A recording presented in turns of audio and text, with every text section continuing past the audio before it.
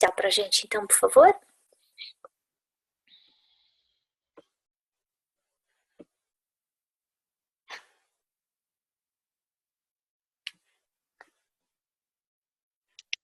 Desculpa, deu um probleminha aqui, minha bateria tá. Mas eu já coloquei. Ok, vamos lá. Vamos agora elevar o nosso pensamento a Deus, solicitar o auxílio da espiritualidade maior, pedindo a ajuda de Jesus, dos espíritos amigos, que inspirem a Regina, que inspirem a Ana, e que nós tenhamos um estudo produtivo, que possamos receber a mensagem que seja passada, e que nosso estudo continue em paz, na paz dos espíritos superiores. Que assim seja. Bom, então, meninas, agradeço a oportunidade que a Ana me dá novamente, da gente poder trabalhar mais um capítulo, Os Mensageiros. E hoje a gente fica com o capítulo 24, que é a prece de Ismalha. E esse capítulo, ele vai narrar... Nossa, aqui ele não está indo. Pode falar um pouquinho mais alto, Regina, tá bem baixinho. Tô no máximo volume aqui, mas tá bem baixinho. Tá, eu só não estou entendendo porque ele não está passando os slides aqui. Bom, eu vou falando e vou tentando passar aqui o slide, porque está nessa tela principal aí que vocês estão vendo, né? Que é o capítulo, então, 24 da prece de Ismalha. E esse capítulo, ele vai narrar o momento da oração no posto de socorro. E nesse momento que eles estão todos ali reunidos, né, que ele fala, o Aniceto, ele se coloca numa postura de quem compreende o direito ali da Ismalha de conduzir essa oração naquele momento. E aí o André, ele fala que ele observa, né, que aquelas luzes que cada um irradiava ia variar entre todos. E isso, conforme ele diz, a condição espiritual de cada um, ela ia se apresentar mais ou menos intensa, né? E o Vicente e o André coloca que eles também se observam na condição de estar irradiando essa mesma luminosidade. Embora essas luzes elas eram fracas, eles dizem ali do quanto eles se sentiam jubilosos, o quanto eles estavam satisfeitos de observar essa luminosidade neles também. E durante a oração, a gente percebe ali no capítulo que a Ismalha, ela menciona a questão das mães, com a fé, né, da sintonia, com a descoberta a conexão delas com a fé. Ela fala dos pais, né, do reconhecimento deles, que faltou da missão grandiosa que os pais têm. Coloca ali, ela menciona os cônjuges, o papel do cônjuge, a falta da observância da lei divina, né, do respeito, para seguir, né, com responsabilidade no casamento. E fala dos jovens, né, da ilusão que os jovens ainda, né, se deixavam levar, se entregavam. E cada um deles apresentava ali, quando ela cita, a questão da dificuldade de compreender a lei divina.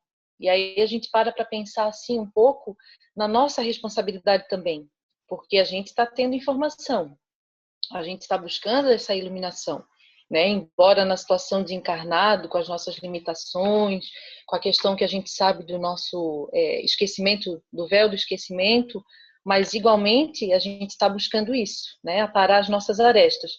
Mas não significa que a gente não tenha essa dificuldade, porque é a tal da reforma íntima sendo trabalhada dia após dia. E o interessante ali do capítulo, durante a oração da Ismalha, é que ela ainda na súplica, naquela sintonia com o Ser Supremo Deus, ela recorda de que eles também tinham sido leprosos espirituais, né? Ela fala ali dos cegos de entendimento, como eles foram, da paralisia da vontade, e até da colocação ali que ela fez, que lembra o filho pródigo, e esse filho pródigo do amor, né, daquilo que é o ensinamento maior de Deus, né, para nós, a lição do amor, da nossa busca realmente de se transformar. Então, ao mesmo tempo que eles se colocam na posição ali que eles estão, de auxiliar aqueles irmãos ali que dormem, ela também, né, como está aqui, agora o slide veio, todos ali estão junto, acompanhando a Ismália, em cada ritmo, né, empregando harmonia naquele verbo, porque o Aniceto pediu, orientou que eles ficassem juntos ali, na mesma sintonia, na ideia, naquela vibração única, e que a gente sabe que mais pessoas com a mesma sintonia, o mesmo ideal, vai ter, né, mais peso, mais força. E que esse objetivo da prece deles era justamente ajudar esses irmãos que estavam ali dormindo, né, que estavam ali por conta da negação espiritual da sua melhora, né? E aí essa prece que tem esse objetivo de acordar esses irmãos também fala, né, que era despertar desse sono infeliz, desse sono doloroso, justamente para aquilo que nos toca, que quando a gente parte para a reforma íntima, a gente também está assumindo responsabilidades, né, diante dos nossos atos. Então, da mesma forma, eles queriam que eles acordassem para essa responsabilidade, para os deveres justos, né, reais. E o André, ele fala que ele observou a Ismália naquela parte da luminosidade dela, porque não era igual. Então, cada um ali tinha, de acordo com com o seu grau de evolução, de acordo com a sua própria condição espiritual, e estava irradiando, tanto que ele menciona as cores, cada um tinha uma cor lilás, o verde, o azul da Ismália e de quem estava próximo, né? E tinha os homens e mulheres que também estavam próximos dos irmãos que estavam ali adormecidos. E aí fala dessa luminosidade que vinha do tórax dela, né? Que vinha ali daquela parte do peito, do coração. E o André chama a atenção dele. E também tem o ponto daquele sono, né? Que é um sono que não tem repouso, que a gente sabe. Aí ali o capítulo vai trazer que traduz esse pesadelo. E quando traz a questão dessa ignorância e dos mandamentos e da sabedoria divina, a gente também se reporta, né? Porque se a doutrina espírita fala que é através do conhecimento, através do esclarecimento, é que a gente vai fazer essa mudança interior, então a gente vai conseguir observar e sair dessa ignorância, é a partir desse reconhecimento do que eu estou fazendo de melhor, o que isso está prejudicando a minha evolução aqui. Então, a gente já não pode mais ficar numa condição de, eu não sei, né? Como o Divaldo diz, assim, que é igual aprender a ler. Tu olha para um outdoor, tu não vai poder dizer, eu não quero ler. Tu já leu. É uma coisa meio que automática, né? E por falta dessa observância, né? E essa ignorância do mandamento de sabedoria, né? E de amor divino, é que a necessidade vem chamar a atenção para nós de descobrir o nosso sentido, né, real de fé, despertar esse sentido espiritual para que a gente entenda que a gente está no mundo sem ser do mundo, né?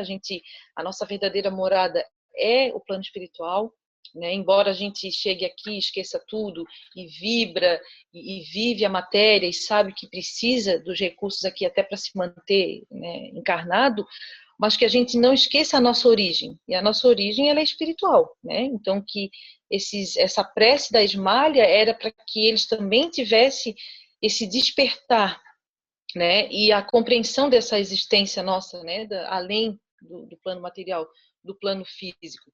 Que aí eu achei bem importante porque trouxe bem tópicos ali, inclusive com relação às ilusões, né? Porque não é só o jovem que se ilude, quanto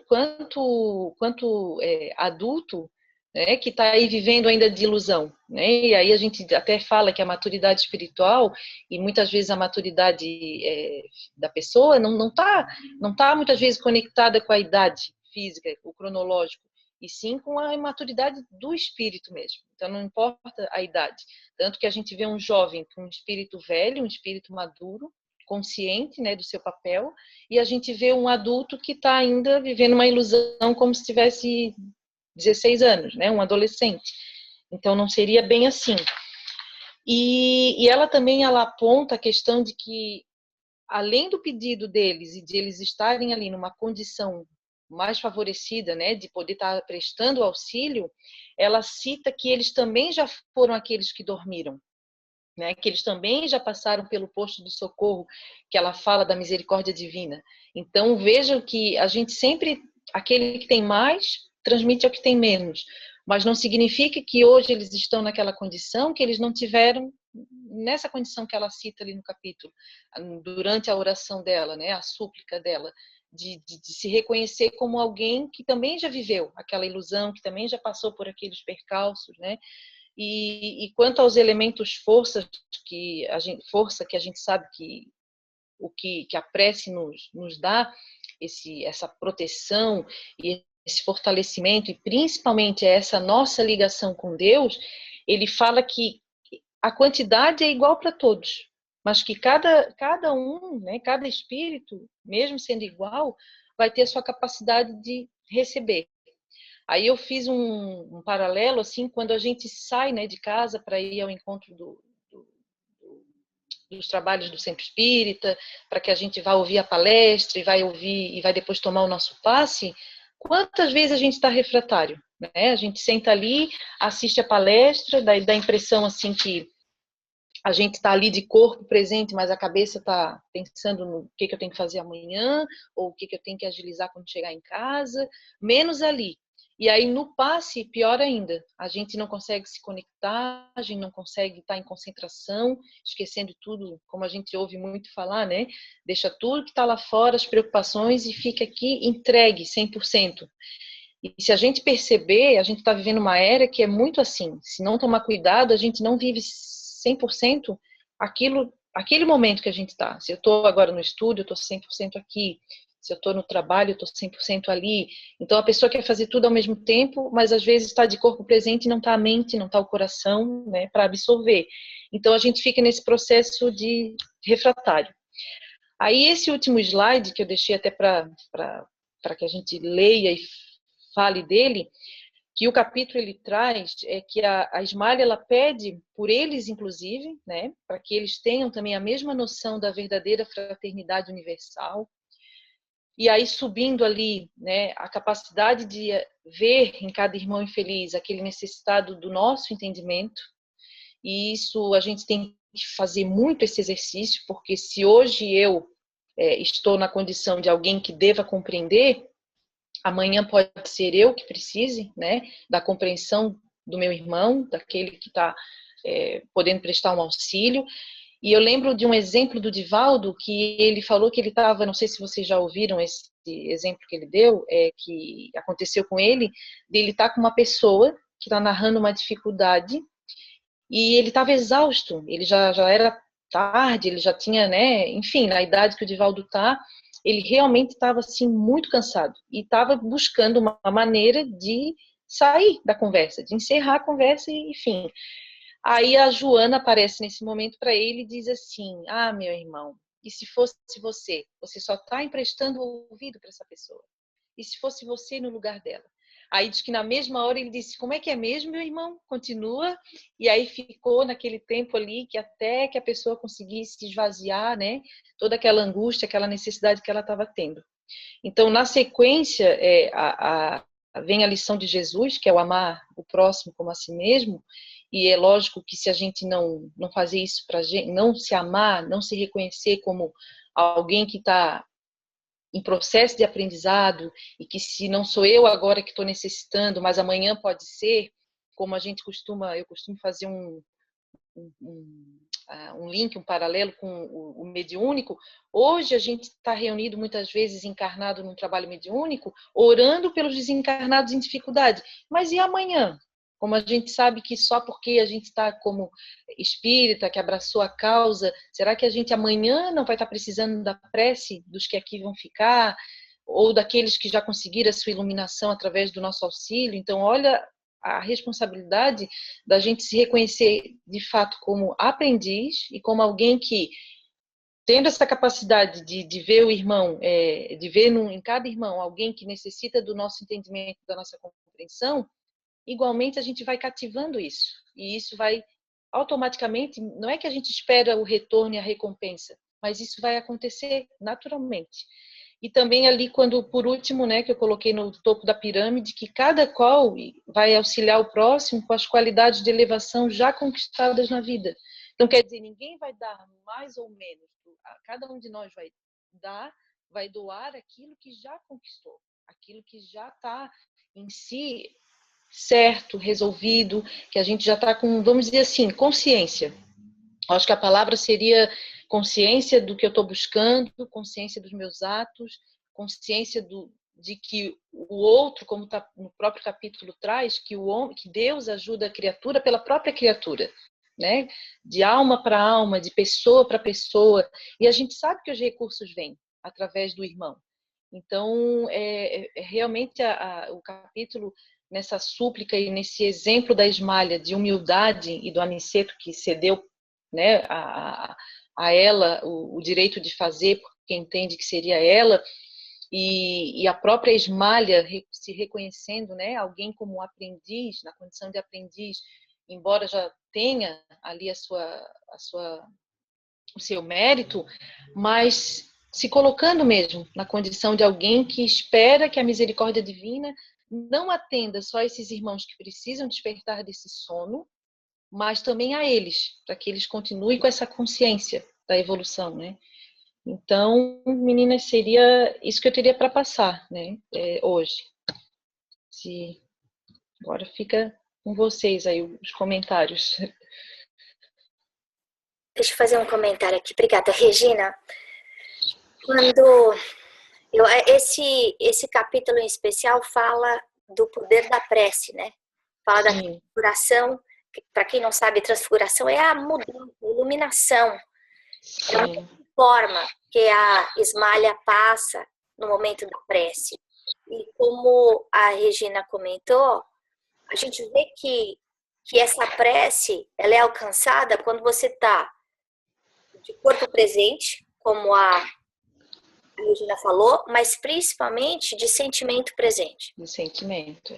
Porque muitas vezes você pode estar no centro, como você disse, e a cabeça está pensando o que eu vou fazer no almoço, ou será que eu deixei o fogão ligado, ou meu marido e eu brigamos na noite passada. Está perdendo oportunidade. A mesma coisa acontece quando a gente está em casa, está fazendo evangelho no lar, ou está rezando com os filhos, e aí fica naquela prece decorada. A mensagem desse capítulo é: só corpo presente não resolve. Prece decorada não resolve. É preciso que eu me coloque envolvendo mente e sentimento em tudo aquilo que eu estou falando. Por isso que eu falei mente e coração, né? Que passa pela mente e pelo coração. Senão tu não vai estar ali. E eu penso, Ana, que é em nada na vida, né? Tudo na vida tu tem que estar coração e mente. Sempre o amor e a tua, né? A tua racionalidade ali, a tua razão para fazer as coisas. E é bem isso aí mesmo, é o poder. A gente vê nitidamente o poder da oração. E outra coisa que é muito importante a gente perceber nesse capítulo é que a prece, claro, de quem tem mais evolução, aquela prece que é feita com um sentimento mais puro e também por um espírito mais puro, como o da Ismalha, ela alça voos maiores. Mas mesmo aqueles que são mais imperfeitos, como nós, né, que ainda estamos lá escurinhos, ele fala, acaba ficando um pouquinho iluminado com aquela prece. Cada um de acordo com a sua evolução, cada um de acordo com a sua capacidade de fazer a prece. Mas o mais interessante é que aí ele fala da chuva de bênçãos que é derramada, e para quem é médium de vidência já deve ter presenciado isso, eu já vi, como se fosse uma chuvinha de pétalas, de bênçãos que caem sobre a nossa cabeça. Mas aquelas pessoas que estavam dormindo, então, para aqueles indivíduos que estão de corpo presente, mas não estão com a mente e o coração ligados, é como se eles estivessem com um guarda-chuva. As bênçãos não chegam. Então, a ajuda está lá. As bênçãos estão lá. Mas cada um vai absorver aquilo na medida do que está buscando. Se eu não tenho fé, se eu não estou buscando, se eu não ainda me despertei, como ele fala, e como a gente comentou na semana passada, despertar, a gente pode olhar como o oposto de quem está dormindo, né? Como a Regina falou, despertamento consciencial do Espírito Eterno. Mas enquanto eu não me despertar, toda a minha habilidade de receber essas bênçãos do alto vai ser muito limitada ou quase nula, né? Essas duas partes mexeram muito comigo, porque a gente fica achando que é só a gente rezar e está resolvido, ou manda rezar a missa, ou faz o terço. Muitos de nós viemos aí de família católica, ou tá de corpo presente, mas eu não queria estar lá no centro, eu estou fazendo evangelho, mas eu estou fazendo obrigado, ou vai rezar com as crianças. Todo mundo já passou por isso. Reza o Pai Nosso automático, não vai resolver. E eu vejo, Ana, que à medida que a gente vai assim, tendo essa percepção espiritual maior, a gente sabe que a consciência diz, não, essa prece não foi muito bem, realmente eu não estou sintonizada, foi só mecânica e não funcionou. Então, acho que a gente consegue ter, né? Não sei quanto a vocês, mas dá sim para ter aquela situação de opa, não é bem por aí. Deixa eu me harmonizar, respirar fundo, não importa onde eu esteja, né? Eu sempre gosto de falar isso porque, mas eu tenho que estar lá no centro para orar. A gente sabe que não, né? A gente está no ônibus, está no carro, e no momento em que a gente tem aquele desejo e sente a necessidade e precisa dessa harmonização, a gente faz onde a gente estiver, né? Claro que não vai sair falando em voz alta ou se dispersando de alguma situação que exige ali a tua atenção. Mas essa oração, nossa, esse pensamento, eu vejo assim que é o vigiar e orar que Jesus te falou. Ele tem que ser uma constante, cada vez mais, assim, porque inclusive isso é que te prepara e te ajuda para essa reforma íntima que a gente está buscando, né?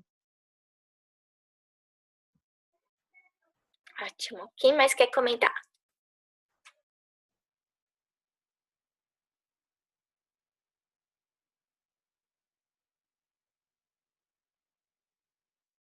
Kátia, Daisy. Hoje a Fabi tem que ficar quietinha para não acordar a família inteira.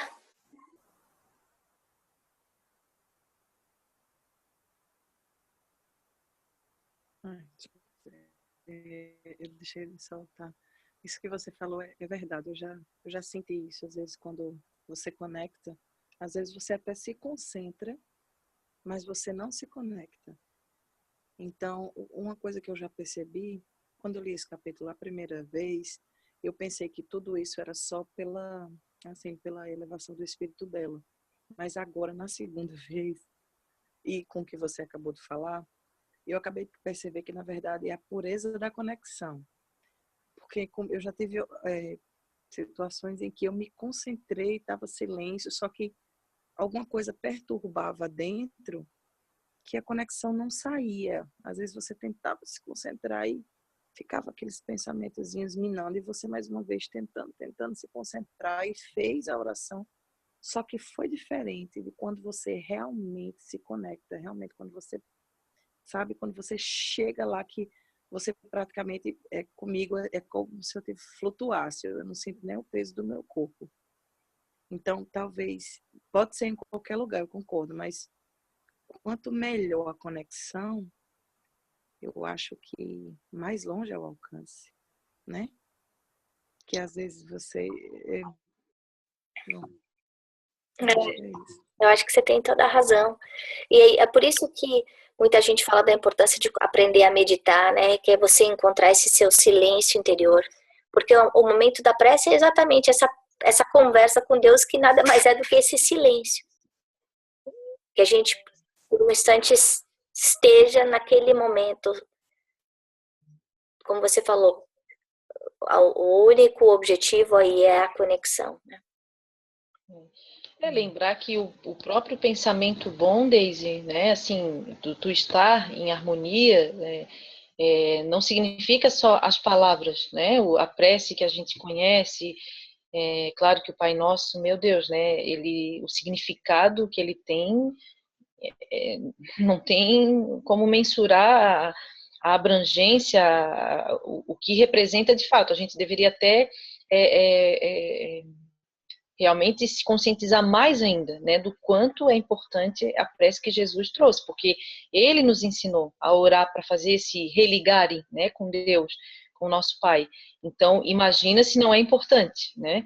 Mas é claro que vai ser levado em conta justamente a tua harmonia, o teu pensamento bom, né? Assim, e isso, eu penso que no trabalho tu tá orando, quando tu tá fazendo a coisa correta, quando tu, no simples fato de tu olhar para a pessoa, não revidar o que ela te fez, tu já tá emanando uma vibração positiva para ela, é uma forma de orar. Enfim, cada sentimento bom, puro, como tu falou ali, que sai de ti, sem um julgamento, como aqui a Ismália, é fantástico essa parte que ela fala, que ela reconhece, né, mesmo com a luminosidade, mesmo sabendo que cada um tem a sua capacidade ali de acordo com o seu grau, mas de reconhecer que eles também passaram por aquela necessidade ali, né?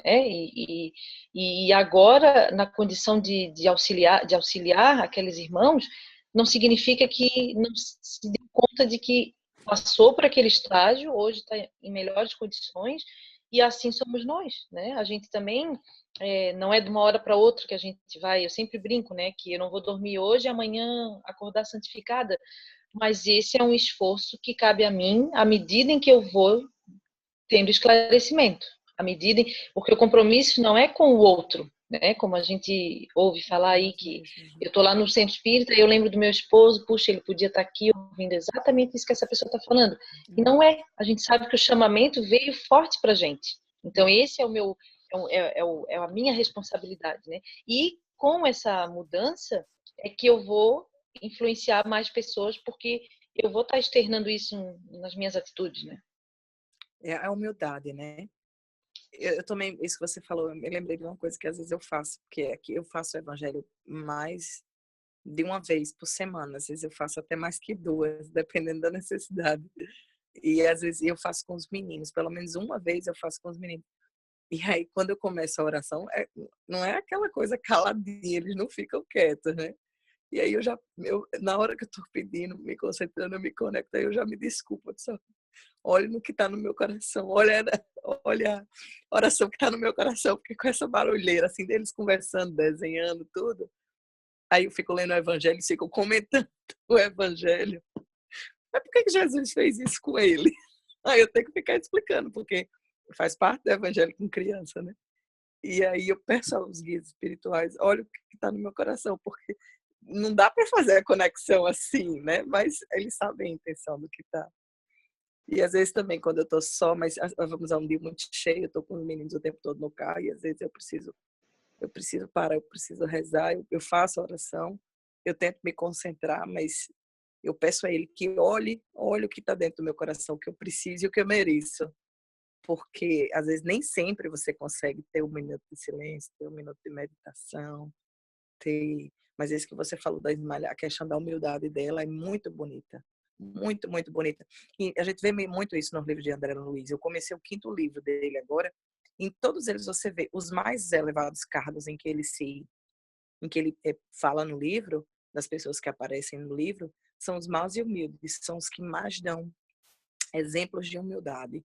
Eu percebi isso. Todos eles se colocam no lugar do mais miserável, digamos assim, do pior dos homens. Tipo assim, eu estive aí, você esteve aí, então então se ponha no lugar dele, né? Nós não somos melhores, nós só chegamos, já passamos por isso há algum tempo, né? Só... E essa humildade que tu coloca aí, que a gente sabe que Jesus transmite na lição dele, é aquela de que tu não tem necessidade. Quem realmente está brilhando porque passou por inúmeras dificuldades para chegar naquela luminosidade ali, ele não precisa, ele vai fazer o contrário do que hostilizar, do que mostrar que ele pode mais que o outro, que ele é melhor que o outro. A humildade, ela vai na contramão de tudo isso. A pessoa simplesmente vai se considerar ainda como aquela frase velha conhecida, só sei que nada sei, estou aqui para servir. Então, quando eu me lembro daquela passagem de Jesus com os apóstolos, que quando um queria saber qual que seria melhor nisso, naquilo, qual que ia assumir isso, aquilo, Jesus silenciosamente foi lá, se abaixou, começou a lavar o pé de cada um deles e disse o quê? Aquele que quer, né, se elevar, que sirva, né? Aquele que quer ser uma posição mais elevada, que se coloque na posição de servidor.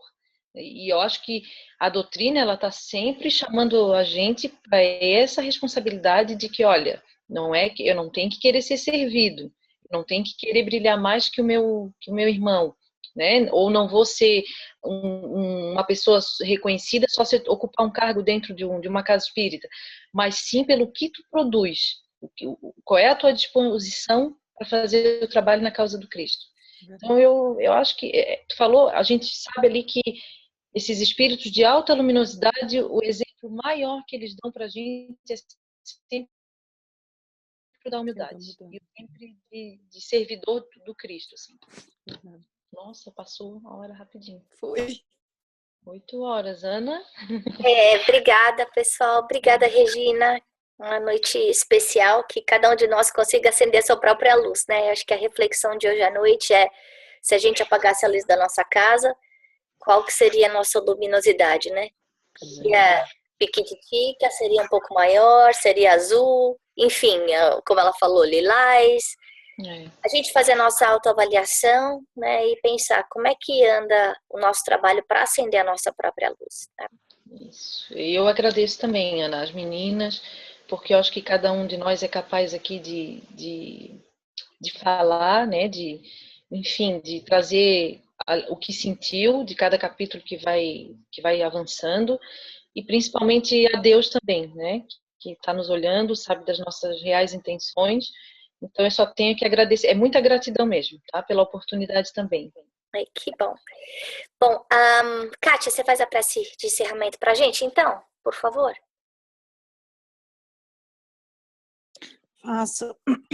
Faço sim, Ana. Bom, então vamos agora fechar os nossos olhos e nos ligando em pensamento, ligando os nossos corações, agradecendo a Deus por mais essa oportunidade de aprendizado tão importante quanto a prece, o quanto podemos nos conectar com Deus através dela. Que o Senhor possa ouvir as nossas preces, aquelas que vêm do coração, e nos dar força, luz, sabedoria, para conseguirmos usarmos esse recurso tão importante, não só naqueles momentos mais difíceis, mas também nos momentos de gratidão, nos momentos que olhamos pelos outros, naqueles momentos em que precisamos, e mesmo pensando que não temos força ou merecimento, mas que o Senhor sempre está nos ouvindo, nos ajudando. Obrigada aos nossos mentores, amigos espirituais que fazem parte desse estudo, e que amanhã, que é o Thanksgiving, que nós possamos usar as nossas preces para agradecer por todas as bênçãos que nós temos a cada dia em nossa vida. Esteja sempre conosco, agora e sempre. Graças a Deus. Graças a Jesus. Graças a Deus. Graças a Deus.